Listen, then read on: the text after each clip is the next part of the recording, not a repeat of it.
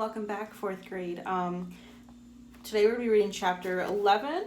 Is it 11 and 12? Yes, chapters 11 and 11, 12, 13 of Holes. As a reminder, the way we left off yesterday was Stanley had found a fossil in the ground that he thought was really interesting, and Mr. Podansky said, if you find anything interesting, send it over to me and you'll get to go home early. But Mr. Podansky said that the fossil was not interesting enough. So that's where we're leaving off right here. We're going to see what Stanley's reaction was to that. Stanley returned to his hole. It wasn't fair. Mr. Podansky had even said his fossil was interesting. He slammed his shovel into the ground and pried up another piece of earth. After a while, he noticed X-Ray had come by and was watching him dig. Hey, caveman, let me talk to you for a second, X-Ray said. Stanley put down his shovel and stepped up out of his hole. Say, listen, said X-Ray. If you find something else, give it to me, okay? Stanley wasn't sure what to say. X-Ray was clearly the leader of the group, but Stanley didn't want to get on his bad side. You're new here, right? Said X-Ray. I've been here for almost a year. I've never found anything, you know? My eyesight's not so good. No one knows this, but you know why my name's X-Ray? Stanley shrugged. It's Pig Latin for Rex. That's all. I'm too blind to find anything. Stanley tried to remember how Pig Latin worked. I mean, X-Ray went on, why should you get a day off when you've only been here a couple of days? If anybody gets a day off, it should be me. That's only fair, right? I guess, Stanley agreed. X-Ray smiled. You're a good guy, caveman. Stanley picked up his shovel. The more he thought about it, the more he was glad he agreed to let X-Ray have anything he might find. If he was going to survive at Camp Green Lake, it was far more important that X-Ray thought he was a good guy for it than it was for him to get a day off. Besides, he didn't expect to find anything else anyway. He slammed his blade into the ground, then dumped out another shovelful of dirt.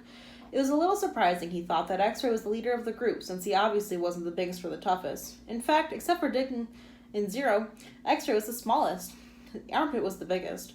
Zigzag may have been taller than Armpit, but that was only because of his neck. Yet, Armpit and all the others seemed to be willing to do whatever X-Ray asked of them. As Stanley dug up another shovelful of dirt, it occurred to him that Stanley's armpit wasn't the biggest. He, the caveman, was bigger. He was glad they called him caveman. It meant they actually accepted him as a member of the group. He would have been glad even if they called him barf bag. It really was quite remarkable to him. At school, bullies like Derek Doone used to pick on him, yet Derek Doone would be scared senseless by any of the boys here. He imagined what it would have been like if he became good friends with all of them, and then for some reason they all went with him to school, and then Derek Doone tried to steal his notebook. Just what do you think you're doing? Asked Squid as he slammed his hand into Derek Doone's smug face. Caveman's our friend, said Armpit, grabbing him by the shirt collar.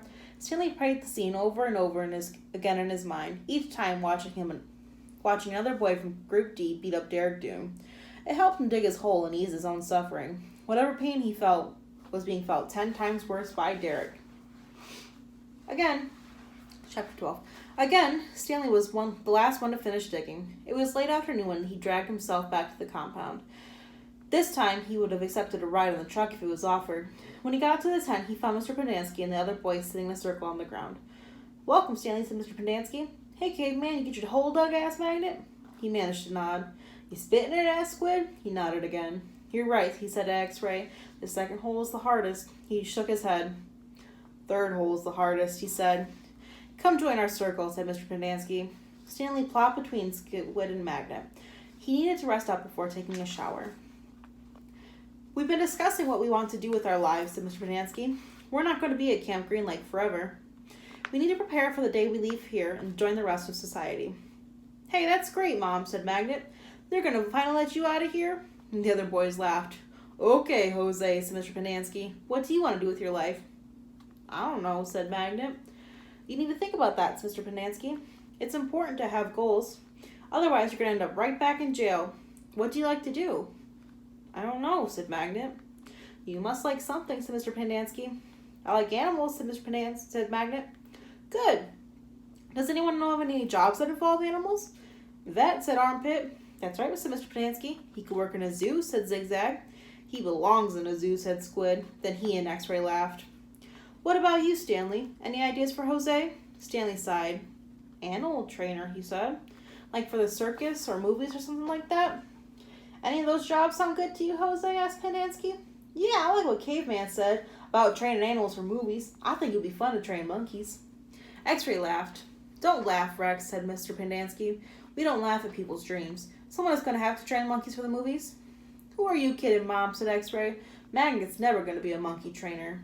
You don't know that, said Mr. Pendanski. I'm not saying it's going to be easy. Nothing in life is easy, but there's no reason to give up. You'll be surprised what you can accomplish if you set your mind to it. After all, you only have one life, so you should try to make the most of it. Stanley tried to figure out what he'd say if Mr. Pendanski asked him what he wanted to do with his life. He used to think he wanted to work for the FBI, but this didn't seem the appropriate place to mention that. So far, you've all done a pretty good job at messing up your lives, said Mr. Pendanski. I know you think you're cool, he looked at Stanley. So you're a caveman now, huh? Like digging holes, caveman? Stanley didn't know what to say. Well, let me tell you something, caveman. You are here on account of one person. If it wasn't for that person, you wouldn't be digging holes in the hot sun. You know who that person is? My no-good, dirty, rotten, pig-stealing great-great-grandfather. The other boys howled laughter. Even Zero smiled. It was the first time Stanley had ever seen Zero smile. He was usually such an angry expression on his face. Now he had such a huge smile it almost seemed too big for his face, like the smile of a jack-o'-lantern. No, said Mr. Pendanski. That person is you, Stanley. You're the reason you're here. You're responsible for yourself. You messed up your life, and that's up to you to fix it. No one else is going to do it for you, for any of you. Mr. Pendanski looked from one boy to another. You're all special in your own way, he said. You've all got something to offer. You have to think about what you want to do, and then do it. Even you, Zero. You're not completely worthless. The smile was now gone from Zero's face. What do you want to do with your life? Mr. Pendanski asked him. Zero's mouth was shut tight. As he glared at Mr. Pendanski, his dark eyes seemed to expand. What about it, Zero? Asked Mr. Pendanski. What do you like to do? I like to dig holes. The sentence that we just read, let's read it again. Zero's mouth was shut tight. As he glared at Mr. Pendanski, his eyes seemed to expand. We're going to have that sentence as one of our mentor sentences later on. We'll learn what those are later. Chapter 13. All too soon, Stanley was on the back of the lake, sticking his shovel into the dirt. X-Ray was right. The third hole was the hardest. So was the fourth hole, and the fifth hole, and the sixth hole, and the... He dug his shovel into the dirt. After a while, he'd lost track of the day of the week and how many mold holes he'd dug. It all seemed like one big hole, and it would take a year and a half to dig it. He guessed he'd lost at least 5 pounds. He figured that in a year and a half, he'd be either in great physical condition or dead. He dug his shovel into the dirt. He couldn't always be this hot, he thought. Surely it got cooler in December. Maybe then they froze. He dug his shovel into the dirt. His skin has gotten tougher. It didn't hurt much to hold the shovel. As he drank from his canteen, he looked up at the sky. A cloud had appeared earlier that day. It was the first cloud he could remember seeing since coming to Camp Green Lake. He and the other boys had been watching it all day, hoping it would move in front of the sun. Occasionally it got close, but it was just teasing them. His hole was waist deep. He dug his shovel into the dirt. As he dumped it out, he thought he saw something glisten as it fell into the dirt pile. Whatever it was quickly buried. Stanley stared at the pile for a moment, unsure if he'd even seen it. Even if it was something, what good would it do to him? He'd promised to give anything he found to X-Ray. It didn't seem worth the effort to climb out of his hole to check it out. He glanced up at the cloud, which was close enough to the sun that he had to squint at it. He dug his shovel back into the earth, scooped up some dirt, and lifted over his dirt pile. But instead of dumping it there, he tossed it off to the side. His curiosity had gotten the better of him. He climbed up out of his hole and sifted his fingers through the pile. He felt something hard and metallic. He pulled it out. It was a gold tube, about as wide as his second finger on his right hand. The tube was open at one end and closed at the other. He used a few drops of his precious water to clean it. There seemed to be some kind of design on the flat, closed end. He poured a few more drops of water on it and rubbed on the inside of his pants pocket. He looked again at the design engraved on the flat bottom of the tube. He could see an outline of a heart with the letters K-B etched inside of it. That little tiny drawing of that. K-B and a heart and a little metal tube at the very end of it. He tried to figure out some way he wouldn't have to give it to X-Ray. He could just keep it, but that wouldn't do him any good. He wanted a day off. He looked at the large piles of dirt near where X-Ray was digging. X-Ray was probably almost finished for the day. Getting the rest of the day off would hardly do him much good. X-Ray would first have to show the tube to Mr. Pendanski, who would then have to show it to the warden, but then X-Ray might be done anyway. Stanley wondered about trying to secretly take the tube directly to the warden. He could explain the situation to the warden, and the warden might make up an excuse for giving him the day off, so X-Ray wouldn't be suspect. He looked across the lake towards the cabin under the 2 oak trees. The place scared him. He'd been at Camp Green Lake almost 2 weeks, and he still hadn't seen the warden. That was just as well. If he could just go his entire year and a half without seeing the warden, that would be fine with him. Besides, he didn't know if the warden would find the tube interesting. He looked at it again. It looked familiar. He thought he'd seen something like it, somewhere before, but he couldn't quite place it.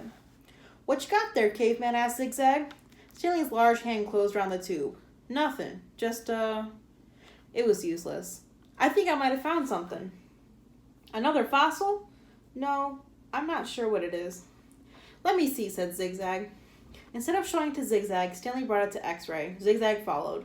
X-Ray looked at the tube, then rubbed his dirty glasses on his dirty shirt and looked at the tube again. One by one, the other boys chopped their shovels and came to look. "It looks like an old shotgun shell," said Squid. "Yeah, that's probably what it is," said Stanley. He decided not to mention the engraved design. Maybe nobody would notice it. He doubted X-Ray could see it. "No, it's too long and thin to be a shotgun shell," said Magnet. "Probably just a piece of junk," said Stanley. "Well, I'll show it to Mom," said X-Ray. "See what he thinks. Who knows? Maybe I'll get the day off." "Your hole's almost finished," said Stanley. "Yeah? So?"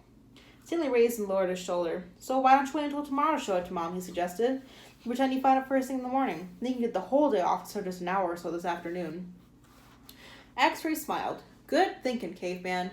He dropped the tube into his large pocket on the right leg of his dirty orange pants. Stanley returned to his hole. When the water truck came, Stanley started to take his place at the end of the line, but X-Ray told him to get behind Magnet in front of Zero. Stanley moved up one place in line. That's the end of chapter 13. I wonder what that could be, that KB on that long, thin tube of metal. Maybe we'll find out next time. Have a good day, guys.